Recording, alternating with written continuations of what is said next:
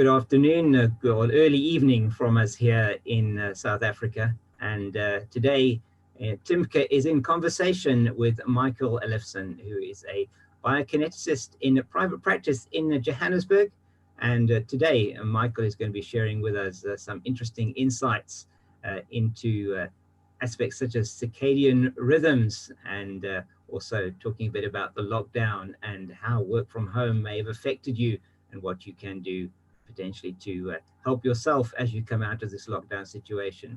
So without further ado, Michael, hopefully I've given you a good enough introduction, and we're going to be starting off looking at circadian rhythms. And thank you for being in conversation with TIMCA.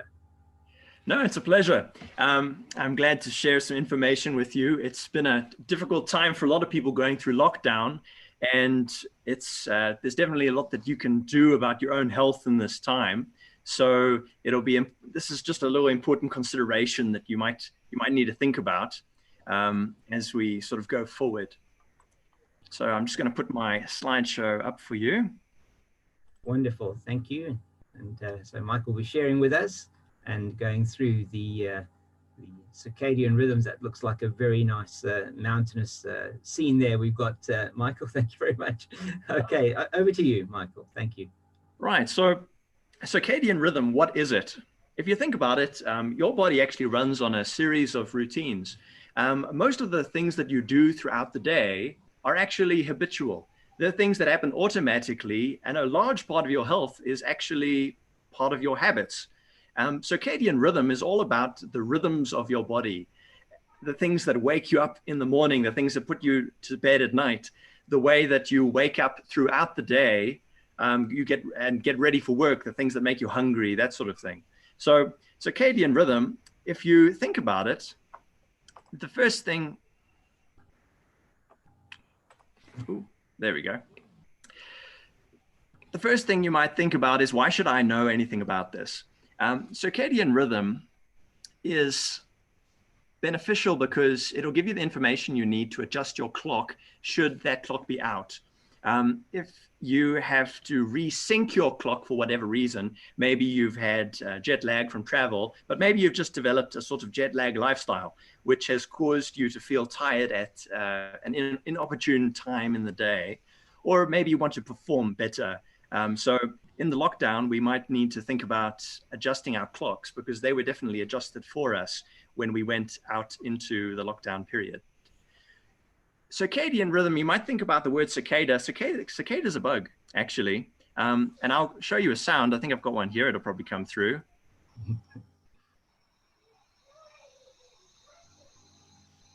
And you can hear that sound. If there are any hikers out there, you would be familiar with this. And circadian rhythm is named partly because we've got this bug, and it's famous for the fact that it wakes up at a certain time of the day, and at that particular time, it will go and start to make sound. It becomes active, and so we are the same sort of way. These bugs make a high-pitched sound, and for us, we wake up, we go to work, that sort of thing.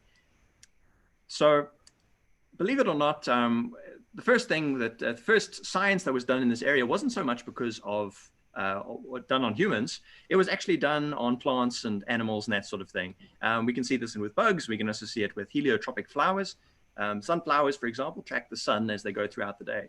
One of the interesting things is that if you take a look at these flowers, if you remove them from the light, they will still track, and they will still lift their leaves in response to the sun, even though there is no sun. And in the same way, humans have got the same sort of pattern. You will wake up at the same time. Even if you sit in a dark cave, your body will wake up and then it will go to bed at the same time, and that can continue for months. So it's very possible that you can actually throw out your clock, and this can make an impact on your health. So you can take a look at this. This is a plant called the prayer plant. It actually opens and closes throughout the day based on how much light there is. And we experience the same sort of thing. But for us, we think about blood pressure goes up, our adrenaline gets released, our stress hormone gets released to wake us up, and then all of the systems turn off again.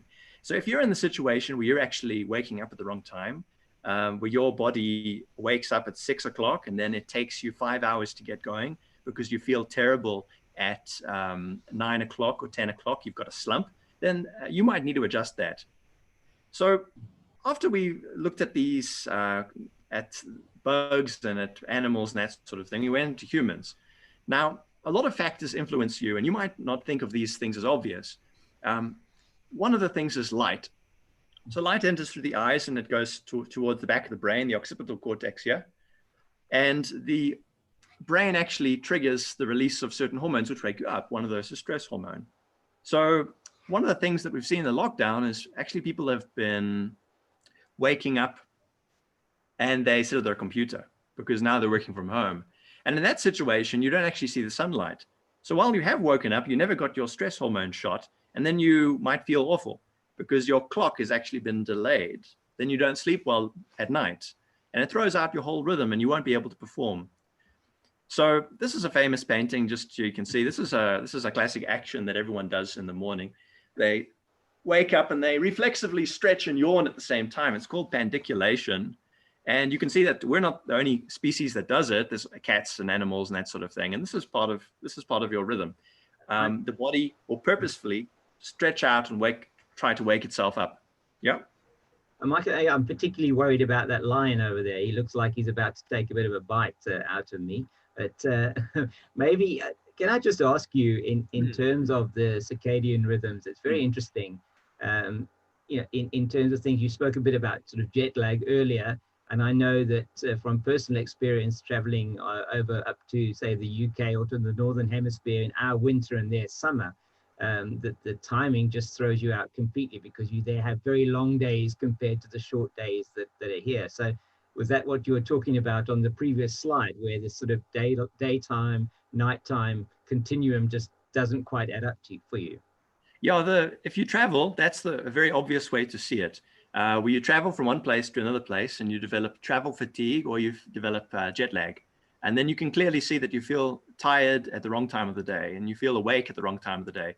What happens with many people is that because you haven't been exposed to that same sort of light, if you haven't gone outside in the morning, you won't see the light that you normally should see when it's day. You've been sitting at your PC. And because that's happened, your body's never woken you up properly. You've actually caused a little bit of an interference in your normal daily cycle. And because you never got that light in the morning, you will then have further troubles later in the day. So if you're trying to keep your clock healthy, it's actually important to think about timing the light that you receive. So when we all went on lockdown, like I said, everyone's been sitting inside. So at about 9 o'clock in the morning, you should consciously try to get about 15 minutes worth of exposure, seeing light, especially blue light. And that will actually put your body into a much better state. And small things make a huge difference. You'll see people who wake up early in the morning and exercise, they're actually pushing their clock a little bit earlier. So those people who woke up in the morning and exercised, they're going to sleep better that night. Okay, when they go to bed. If you were to go and exercise very heavily before you went to sleep, it would of course keep you awake. And that means that you're not going to sleep as well. And then you're going to sleep later the next day.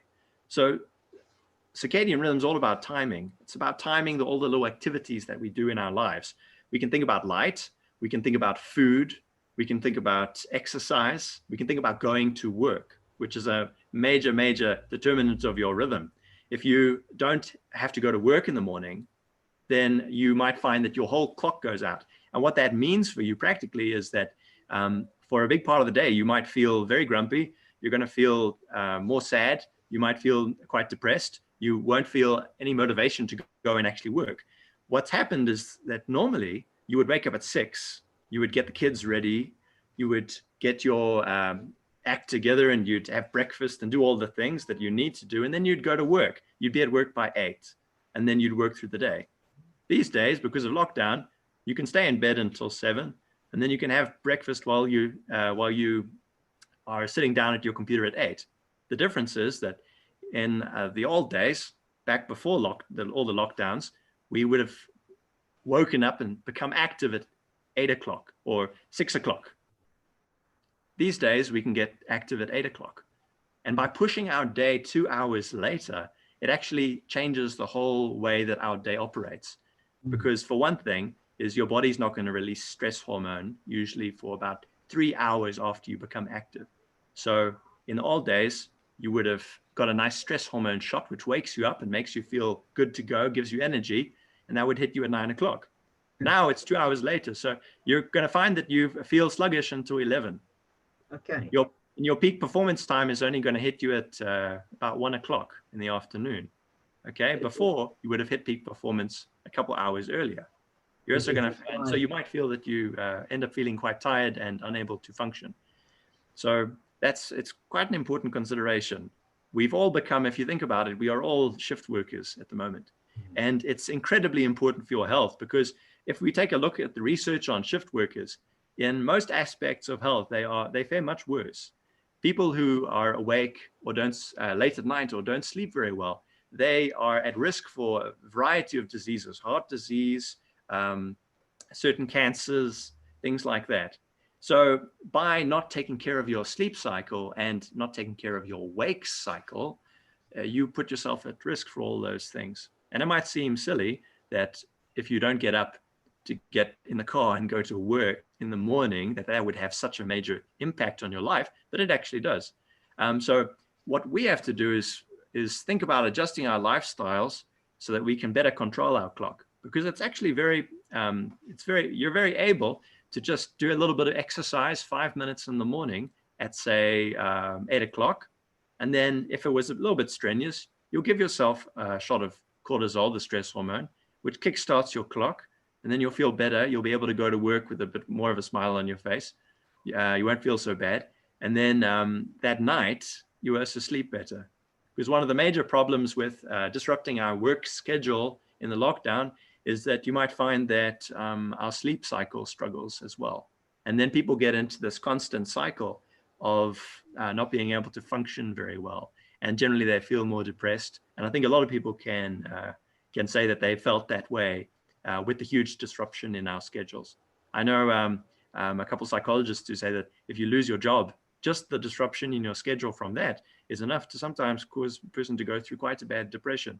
And part of the reason for that is actually that your rhythm has been disrupted. So if you think about it, it's sort of like jet lag. It's the jet lag of everyday life.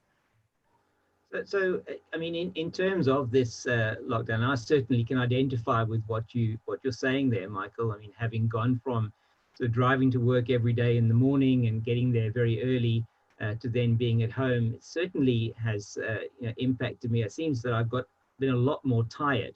The whole thing seems to be very different. Needed to drink a lot more coffee. I mean, is that like a common sort of response to something like this? Yeah, you'll find that because you're going to wake up. You're waking up and going to work, but at the same time, you're going to find that you're not functioning very well. You might feel tired, exactly like I said. There's actually a condition which is very similar called SAD, SAD, seasonal affective disorder. It happens when there's a lot of cloud cover. People feel terrible, and the way that you treat this is by putting people in front of big arrays of blue light, just to get them to see a bit of sunshine. So if you're feeling bad and you need to have coffee, then you can go ahead and have coffee. But the first thing, there's a couple of tricks that you can use. So number one is we should be getting that blue light probably at about 9 o'clock in the morning. We should make sure we get about 15 minutes of it. You actually have to see that blue light. It's not enough to sit in the sun. You want to see specifically blue, because blue light's the one that wakes you up. That's why on your cell phone, there's a blue light filter. And that blue light's the one that wakes you up and stops you from sleeping at night. So you'd like to get blue light in the morning. This is the same reason why if you take a team of sports people overseas, often you'll see they come out and they've got sunglasses on, because the doctors are desperately trying to stop them from seeing any blue light that will throw out their cycle, give them jet lag so they can't perform in the game. This other thing you can do is have coffee, but you want to have caffeine quite early in the day to shunt your clock earlier. Because the problem we've got in lockdown is that our clocks are set, they've gone too far forward. So we go to bed late and we get to work late. So you can have coffee at that point. You can also use schedule, like social commitments and that sort of thing. It really wakes you up to go and see your work colleagues. So to have some scheduled activities that you do in the morning that force you to be awake is very important as well. And then when it comes time to get to bed later, I encourage people to have a routine that they use to get to bed. And for a lot of people, they need to actually cut caffeine out at 12 o'clock in the afternoon onwards. some people, the caffeine lasts in their blood for a long time, and it can actually interfere with your sleep quite dramatically, even if you have it. I'm definitely one of those. Yes, I mean it certainly. If I have anything other than decaffeinated coffee after 2 o'clock in the afternoon, then I'm sort of wide awake for the rest of the day and well into the evening. And then the next day I look like this chap on the presentation, very much so, with yawning all the time. So how you're talking a bit about there in what you were saying about schedules and rhythm and getting yourself into a different rhythm. So in terms of that, what can you do? I mean, you have been mentioning some kind of routines that you can get into and things that you should be doing to try and deal with this. And so what is important for us to take into consideration over these periods where we have got these changes, and then perhaps when we are now going back to work, things are going to again change around for us? Yeah, so basic things that you can do. So I'm going to talk about the morning and then the afternoon, because those are both the most important times that change your rhythm. If you in the morning, that changes how early you feel awake. So you would like to get, like I said, sunlight, blue light, 15 minutes. You'd like to be able to get exercise, and the type of exercise is important. You're actually trying to cause your body to have a little bit of stress. You need to exercise moderately, and that, for most of us, that means that you have to be able to breathe a little bit. So you have to get that happening while you exercise. So I encourage everyone to warm up for about 5 minutes, because in the morning we don't feel like training. So warm up for about 5 minutes, and after about 5-7 minutes, you'll feel like you want to go. And even if you're doing a moderate walking with a bit of a pace, and the trick to walking quickly is to swing your arms. The arms make the legs go, and then you do that for about 10 minutes. Let me get you back on the screen there, swinging your arms, because that was very good, and I see that. Yeah, and then other small things that you can do is one thing that helps for most people is the moment they get to work, they usually have that wakes them up, and it helps to reset your clock. People need to be active when they get to work. So what some people do is they make sure they have a little bit of time to have a social time in the morning. So if you can spend about 10 minutes being social with someone, a nice thing to do is to take your family for a walk for 10 minutes or 5 minutes, just to have a bit of that social time. That also makes a huge difference. Then you can have a cup of coffee as you go in the morning. And then what's very important as well for energy, and also affects the rhythm, is your diet and what you eat. There's a famous diet that was developed for the US Army, which they use on Marines when they're traveling overseas. And how it worked was one of the basic ideas that you can use is that if you have protein, it makes you feel more awake. And if you have carby foods, it makes you feel a little bit more asleep. So, for example, if you have 30 grams worth of carb, like potato or rice or ice cream, it makes you fall asleep. That's why if you have a big meal in the afternoon of rice, for example, then 30 minutes later, everyone wants to go to bed. So those are little things that you can do to change your rhythm. The biggest one is the light. And I know it sounds silly to ask people to go outside and look into the sky or something like that, or for 10 minutes, but it's something we neglect, and it makes a huge difference. And for light, I mean, a big thing that you should be doing is also being very conscious about your light hygiene. When it gets towards the evening, by about 6 o'clock, we must consider ways to remove that blue light from our day. You can either use a blue light filter, or you can turn the lights down in your home. Me and my wife, we use candles. We just put candles up, or lamps, so that there's a reddish light. A reddish light doesn't affect you the same way the blue light does.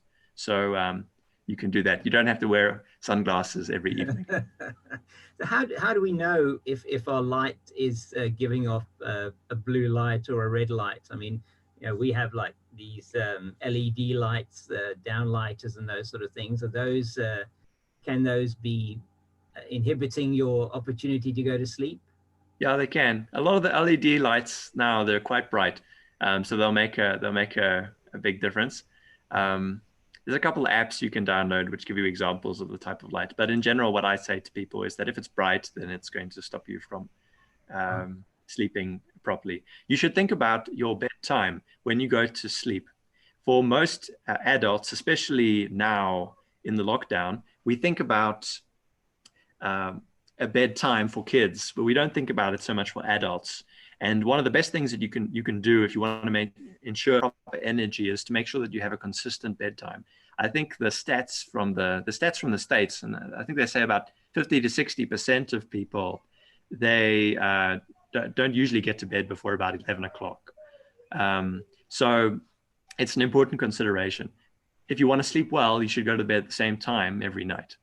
And to give you another hint, your body will wake you up if you do not go to bed. And it does that using stress hormones. So everyone's had the experience of going to a party, and then they feel a bit tired. It's like 10 o'clock, 11 o'clock. And then if you just stay awake long enough, you'll get over it, and then you'll be awake. And there's a reason for that. The reason is that your body has woken you up using a shot of cortisol. And that shot usually comes out at around 10 o'clock. So if you want to get a nice deep sleep, you should usually aim to get to bed by 10 o'clock or earlier. If you don't, you may be in the situation which most of us have also experienced, where it gets to 12 o'clock or 2 o'clock, and then all of a sudden your eyes are open, you feel awake, completely awake, and that's because your body has woken you up. You didn't get to sleep in time. You didn't get to deep sleep in time. And unfortunately, your body decided you weren't awake and you weren't asleep enough to keep asleep, and so it woke you up. It's the same thing that happens when you stay awake.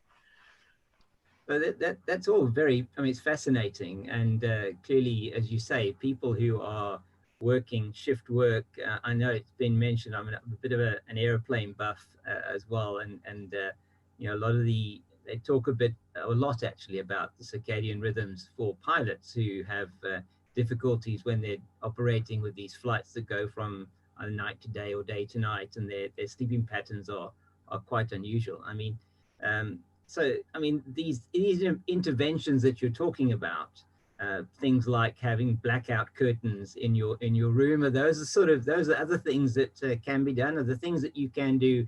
I know you've spoken a lot about light and not exposing yourself to light. Routine is very important, and so things like that you can do, and you can make your environment to ensure that you do get the right amount of sleep, the right amount of time. Yeah, so I suppose with light, then some people use glasses. That's a bit extreme. You can also change the bulbs that you have in your house. A lot of people, what they use is the dimmer bulbs, or they use dimmer lights, and you can use that. You can turn off the lights at a certain time. I know people, they schedule a time in the day where they will turn lights off, and they only use certain other lights like lamps and things like that. You can use for TVs. There's filters you can get, but those are a bit more frustrating. If you want to put something over your TV. For cell phones and things like that, you can. A lot of the cell phones come with blue light filters in the settings. You can just look there, and a lot of the phones now have that built in. You can also schedule it to turn on and turn off at certain times of the day. There are also apps you can download, like blue light filter apps, where you can schedule your phone to automatically cut out that light. I encourage people to have a time of the day where they turn their phone off, but that of course depends on your business and that sort of thing. So you can do something like that. You can use candles and lamps and that sort of thing, like we said, but those are all little things for light. Curtains are important. You will find that for certain people, the amount of light coming through a curtain won't make too much difference, but as you age, you'll be surprised how much difference it can make, because people tend to change their sleeping patterns as they get older. So if you look at young people, their circadian rhythms are late into the day. If you look at teenagers, they can't wake up until like 10, 11. They want to sleep in all the time. And if you look at adults, they wake up earlier, so they can get up at 6, so they're fine with that. But if you look at people who are 60 and beyond, they start to wake up a bit earlier, and they wake up earlier. And if you look at the elderly people, eventually people are waking up at 5 in the morning and they're going to bed at 12 o'clock at night, and they get very little sleep. So as those things happen, it's important to actually consider all these little measures. For most people, one small change is the trick. When you're trying to build a habit, the key is simplicity. So you look at all the little factors that can affect you, your rhythm, how well you feel, because ultimately it comes down to asking yourself the question, how much energy do I have?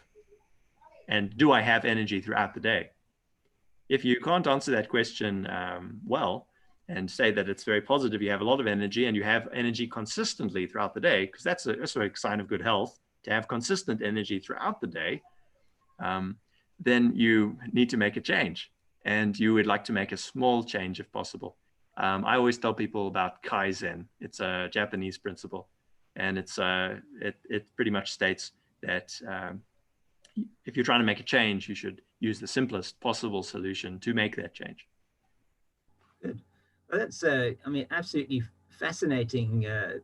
The insights that you've given us today on circadian rhythms, which sounds like a really hectic topic, but in fact, as you say, it's quite simple in terms of what we should be looking at to make those small changes.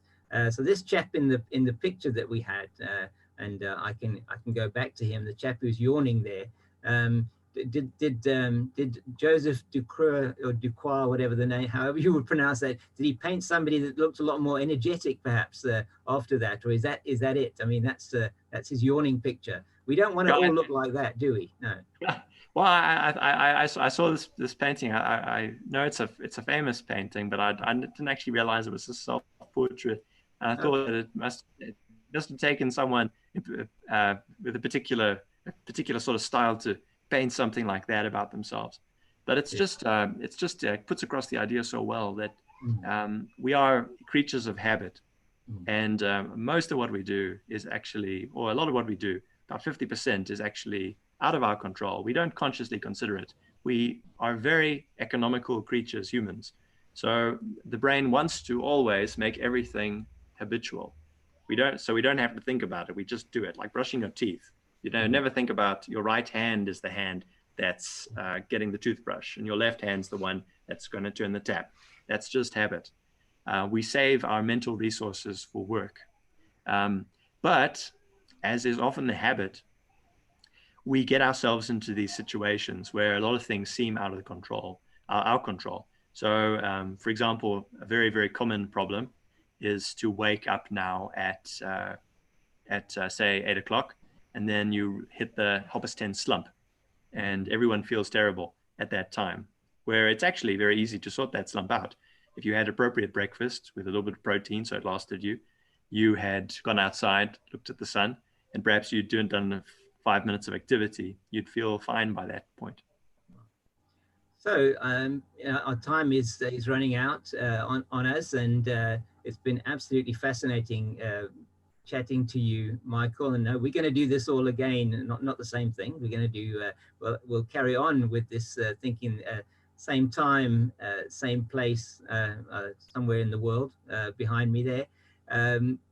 The same time, same place next month, as we're looking to do this on a regular basis, and we'll be discussing with Michael around the other interventions that you can do. But I think takeouts for me from today is just really keep it simple. I think, Michael, you saying is make sure that you identify these things, and certainly one can look to a professional like Michael to help you with this and understand what those situations might be that are causing you perhaps be very tired or feel a lot more stressful. As we know, the lockdown and working from home is a very different environment to that which you find in the workplace. So any final words from you, Michael? I know we will, as I say, we'll continue with this series from TIMCA, and we'll be in conversation with Michael again in the next month. And this has been recorded, and we will put this on our YouTube channel as well. If you have missed anything, you can go through it again. Final words from you, Michael, as we end off. So lockdown's been difficult for a lot of people. It has involved a life change. sometimes when things are out of our control, we should consider what is in our control. And surprisingly, lifestyle is one of those small, simple things that we can use to make a huge difference to our health.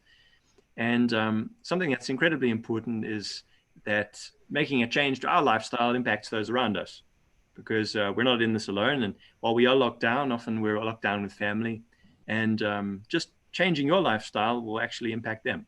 So when we think about fitness, for example, we always think about family as well. So it's family and fitness. And when we think about our lifestyle, we think about the lifestyle of the people around us. And I encourage people to think of themselves as leaders. So be a lifestyle leader, make your life, give it the best chance it can be to be good, so that you can be productive in the day, you can feel good, and who knows what you'll achieve. Thank you very much, Michael. Really appreciate that. It's, as I say, it's been a real pleasure having you on this broadcast with us today. And we'll be back again next month with more insights from Michael. And if you are interested, please follow us on YouTube on www.timca.org. That's our website address. And we're on TIMCA Global on YouTube. And we look forward to having you with us again. If you have been viewing this, and if you're watching the recording, we look forward to seeing you live next time, as we will be with Michael on the first Tuesday of every month going forward. So thanks again, Michael, and thanks to all of you for watching with us today. And that's going to be goodbye from me, and goodbye from Michael. Cheers.